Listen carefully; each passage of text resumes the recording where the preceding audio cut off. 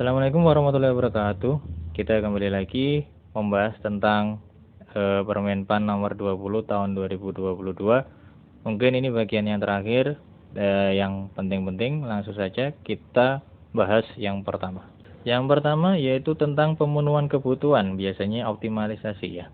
Kemudian yang pertama, pemenuhan kebutuhan jabatan fungsional guru didahulukan yaitu pelamar prioritas pertama.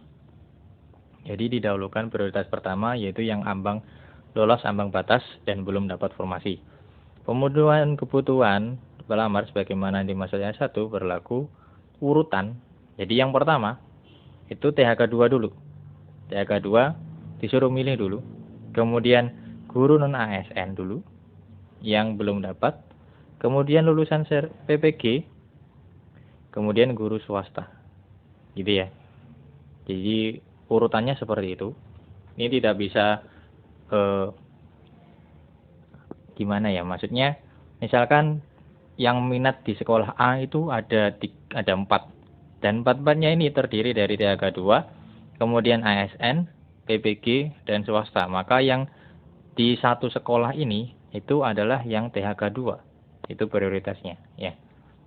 Seperti itu yang dimaksud oleh pasal 37 ini. Oke, kita lanjut. Nah, yang nomor 3 ini tetap yang tadi ya, pemenuhan kebutuhan ya. Dalam hal pemenuhan kebutuhan oleh pelamar sebagaimana pada ayat 1 belum terpenuhi akan dipenuhi oleh pelamar prioritas kedua. Jadi yaitu THK 2 yang belum lolos ambang batas. Ya. Itu baru bisa memenuhi dari sisanya dari skala prioritas pertama tadi.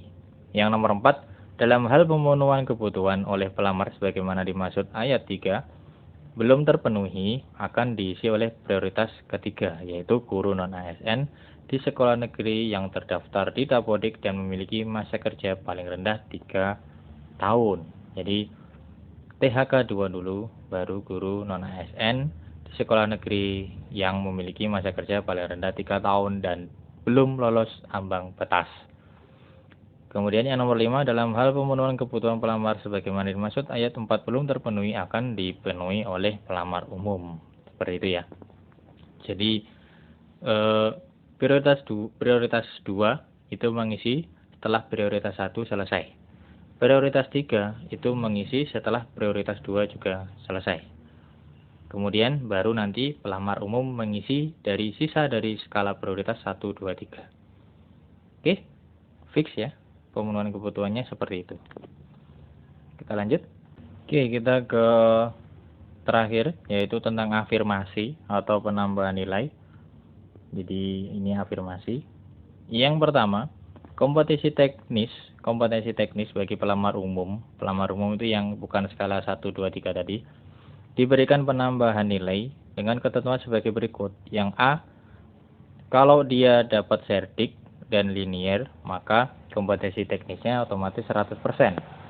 Yang kedua, penyandang disabilitas sudah diverifikasi jenis dan derajat kedisabilitasannya sesuai jabatan dilamar mendapatkan tambahan nilai 10% dari paling tinggi kompetensi teknis.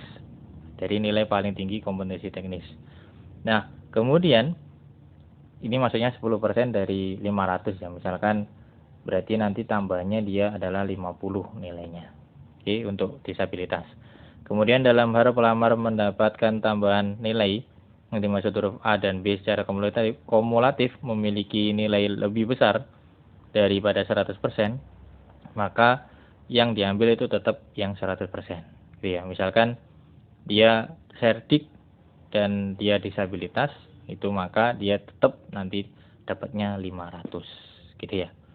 Nah, kemudian yang nomor 2, penambahan nilai sebagaimana dimaksud ayat 1 diperhitungkan sebagai nilai awal pada masing-masing seleksi kompetensi dan termasuk sebagai komponen penentu terpenuhi atau tidaknya nilai ambang batas.